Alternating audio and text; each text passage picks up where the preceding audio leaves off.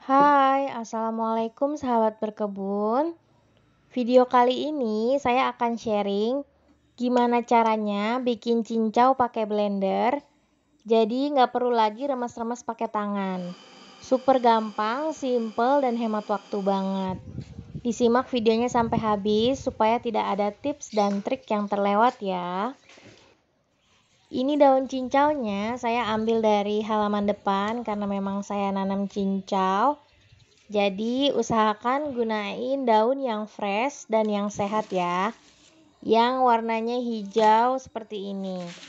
Ini daunnya mau langsung saya cuci di air yang mengalir.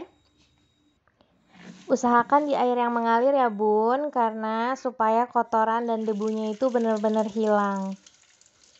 Sambil dicuci, daunnya itu sambil digosok-gosok gitu.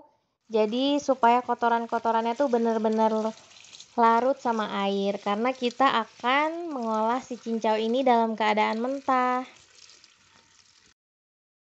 Untuk takaran airnya, biasanya saya pakai 1 gelas air untuk 2 genggam cincau.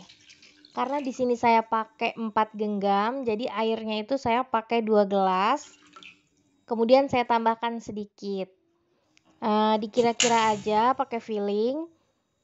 Kemudian airnya di sini saya masak. Ini saya pakai air aqua ya. Lalu saya panasin supaya nanti airnya itu agak hangat. Bukan hangat kuku ya, tapi agak sedikit lebih hangat. Sambil menunggu airnya siap, kita harus siapin bahan-bahan yang nanti mau kita pakai. Di sini alatnya, sahabat harus menggunakan 2 jenis saringan ya. Yang pertama saringan yang lubangnya lebih besar. Terus yang kedua saringan yang lubangnya lebih kecil, karena kita akan menyaring 2 kali. Kemudian ini daun cincaunya langsung masukin aja ke blender semuanya. Di sini kuncinya kita harus gerak cepat ya bun, karena kalau kita geraknya lama, nanti pas udah blender takutnya keburu cincaunya set jadi jelly gitu. Jadi kuncinya di kecepatan. Makanya pastiin alat dan bahannya udah siap, jadi nanti kita tinggal saring aja. Nah, ini airnya nggak perlu sampai mendidih ya, cukup hangat aja. Lalu kita masukin ke blenderan. Ini kuncinya pakai air hangat supaya nanti cincaunya nggak cepet set. Lalu ini kita blender. Blendernya itu kurang lebih cukup 10 detik aja, jangan sampai terlalu halus. Jadi ingat ya bun, jangan sampai terlalu halus tuh. Jadi teksturnya masih seperti ini. Setelah di blender, langsung gerak cepat, kita saring di saringan yang lubangnya lebih besar. Ini tujuannya supaya airnya itu lebih cepat turun ke bawah, dan ampas-ampas yang masih kasar itu tersisa di bagian atas, karena kita blendernya nggak sampai halus ya. Kemudian dibantu aja, ditekan-tekan seperti ini supaya sarinya cepat turun ke bawah. Tapi nggak perlu lama-lama ya, kalau udah seperti ini langsung aja lanjut ke step selanjutnya. Nah, jadi ini kita udah dapat sari dari saringan yang pertama. Kemudian langsung kita saring ke saringan yang lebih halus lubangnya.